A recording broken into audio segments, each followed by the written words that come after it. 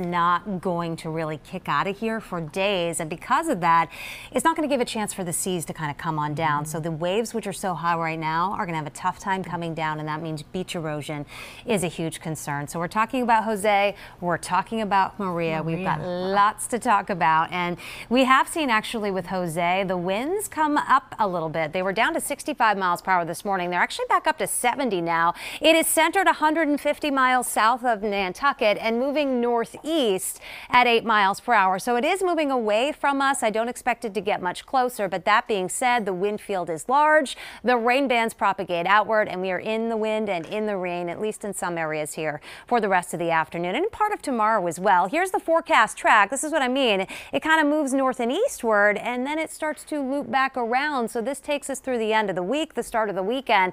It's still here. It's dissipating, but it's still around, and that is why we are concerned with the threat for beach erosion. Now, the greatest impacts are going to be on the Cape and the islands, farthest south and east, with the beach erosion especially, but also the winds themselves. Those are going to stay with us right through the day tomorrow. So even though we're going to lose the kind of the wet weather aspect of this, we are going to keep that wind sticking around. Coastal flood advisory up right now here on the South Shore, as we are expecting minor coastal flooding and some splashover beach erosion. This is going to continue for the next few high tide cycles. Noon now, midnight tonight, noon again coming up tomorrow, and so we will watch them. And on the outer Cape and Nantucket, that's where we could have some pockets of moderate coastal flooding.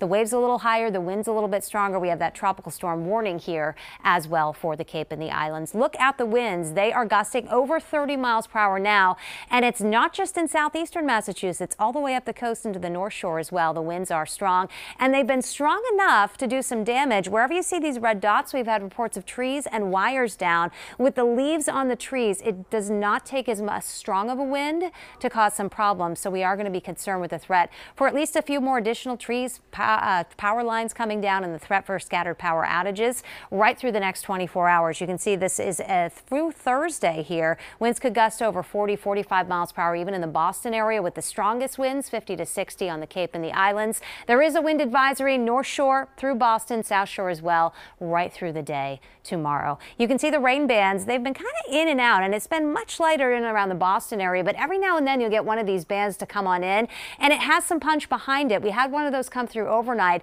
Look at the rain totals. Middleborough has had nearly 2 inches of rain. On the Vineyard, 1.5 inches, more than an inch in New Bedford and Plymouth, Sandwich, even up to Gloucester, close to 3/4 of an inch of rain. So these bands of rain will continue.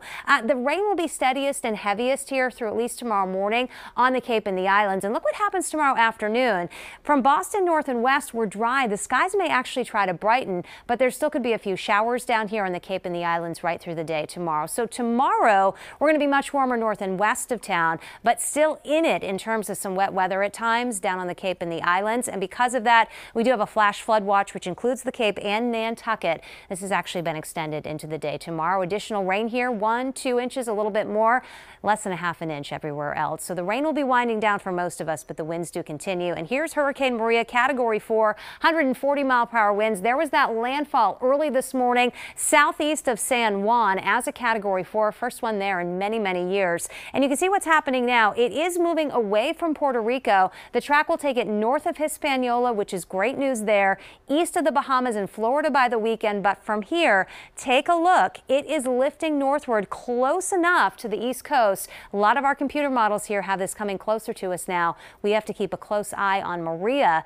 as we get into early next week. Wanted to show you the winds. They are going to stay up through the day tomorrow. This is what I mean. We're still talking about gusts close to 50 on Nantucket through the day tomorrow. Winds will stay up on Friday as well. That's why beach erosion is a big concern along the coastline. The good news is we are going to warm things up for the weekend, and temperatures should be back near 80 by Sunday.